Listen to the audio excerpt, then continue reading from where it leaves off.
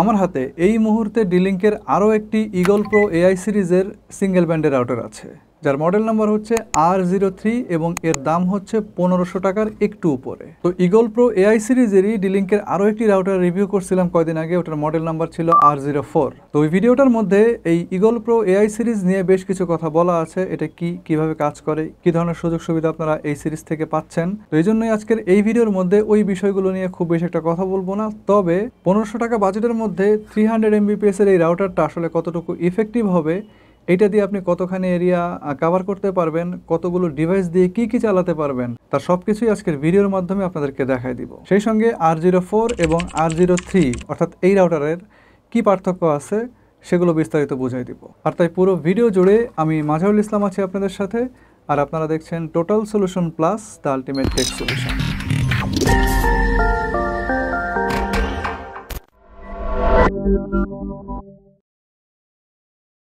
First of all, this is the box, and box খুললেই প্রথমে router, দেন একটা power adapter, এটা 12 ভোল্ট 1 এম্পিয়ারের, আরও পাচ্ছেন RJ45 এর একটা প্যাচ কার্ড এবং কিছু ম্যানুয়াল।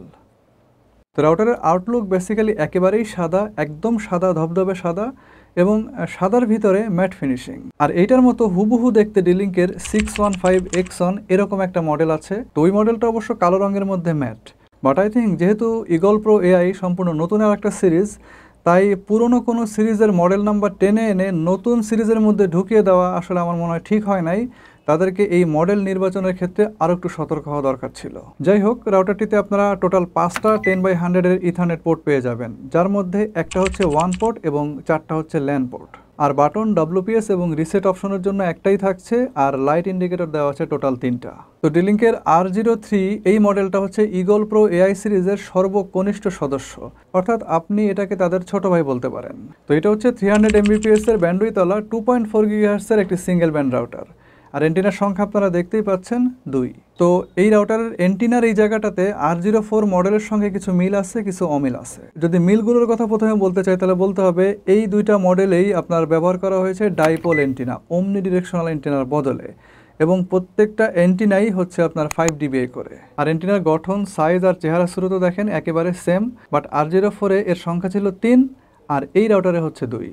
এদিক থেকে R04 এর তুলনায় R03 বেশ খানিকটা পিছিয়ে আছে, যেহেতু একটা এন্টিনা নাই, বাট দামও কিন্তু আপনার 2 থেকে 300 টাকার মতো কম। এছাড়াও রাউটার দুইটির ফার্মওয়্যার যদি আপনারা পাশাপাশি দাঁড় করান, তাহলে আপনারা এর মধ্যে বিন্দুমাত্র কোনো ধরনের কোনো পার্থক্য পাবেন না। যেমন দুইটা রাউটারেই আপনারা ইগল প্রো এআই ফিচারের কল্যাণে বেশ স্টেবল একটা ফার্মওয়্যার দেখতে পাবেন।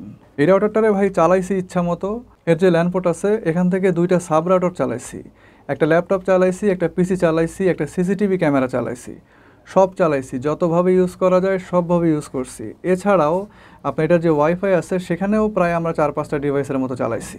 একটা সিঙ্গেল ব্যান্ড রাউটারকে যতখানি প্রেশার দেওয়া যায় মোটামুটি সবখানেই দেওয়া হয়েছে। তো রাউটারের পারফরমেন্সের মধ্যে ঘাটতি আছে বা কোনো ধরনের কোনো ইস্যু আছে এরকম বলার আসলে কোনো কিছু নাই, এভরিথিং ওয়াজ কোয়াইট ফাইন।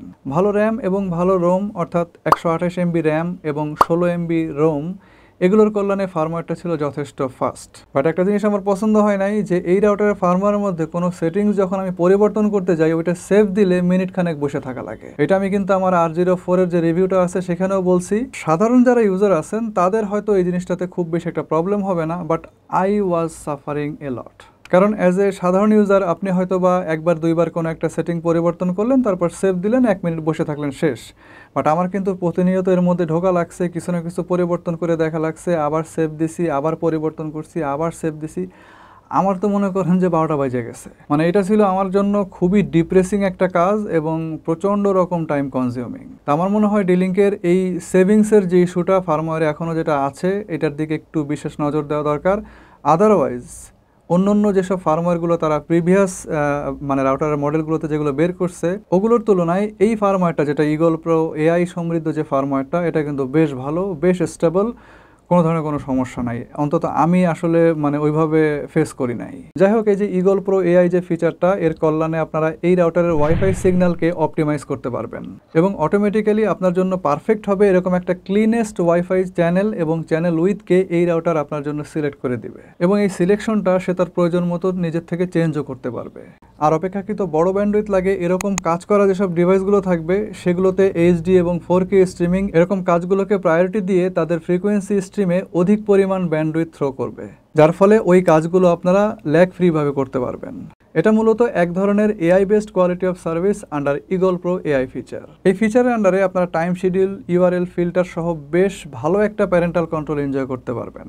এছাড়াও এই রাউটারের মধ্যে প্যারেন্টাল কন্ট্রোলের সঙ্গে সম্পর্কিত হেলথ মোড নামে একটা অপশন আছে। এটা মূলত বেড টাইম শিডিউল করার মতোই আরেকটি ব্যাপার, তবে এখানে একটা মজার জিনিস আছে, সেটা হচ্ছে এই বেড টাইম শিডিউলের যে টাইমটা অর্থাৎ এই যে ডিউরেশনটা, এই টাইমের মধ্যে এই রাউটার থেকে সবচেয়ে কম পরিমাণ রেডিয়েশন নিঃসৃত হবে। যদিও বা রাউটারের রেডিয়েশনটা হিউম্যান বডির জন্য খুব বেশি একটা খারাপ বা ক্ষতিকর জিনিস না, অন্তত পক্ষে অ্যাটলিস্ট এটা এখন পর্যন্ত প্রমাণিত হয় নাই। তারপরেও যেহেতু রেডিয়েশন কম আছে, কিছু না কিছু যদি ক্ষতি হয়েও থাকে সেটাও আপনারা এই রাউটারের কাছ থেকে অনেকটাই রিডিউসড অবস্থায় পাবেন।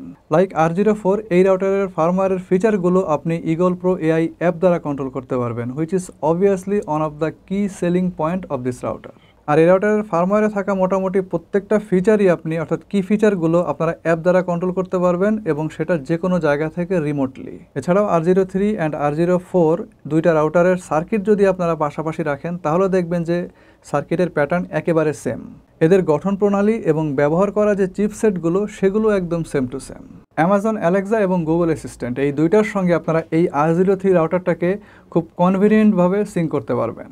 এই ফিচারটা যদিও বা ইগল প্রো এআই ফিচারের সঙ্গে অটোমেটিক্যালি এই রাউটারের মধ্যে চলে আসছে, বাট আই থিঙ্ক এই টাইপের hands free voice control feature এই বাজেটের রাউটারে আসলে না থাকলেও চলে। তারপরেও তারা যেহেতু এই রাউটারে এই জিনিসটা দিচ্ছে, তো আমি এই জিনিসটাকে পজিটিভলি দেখতে চাই।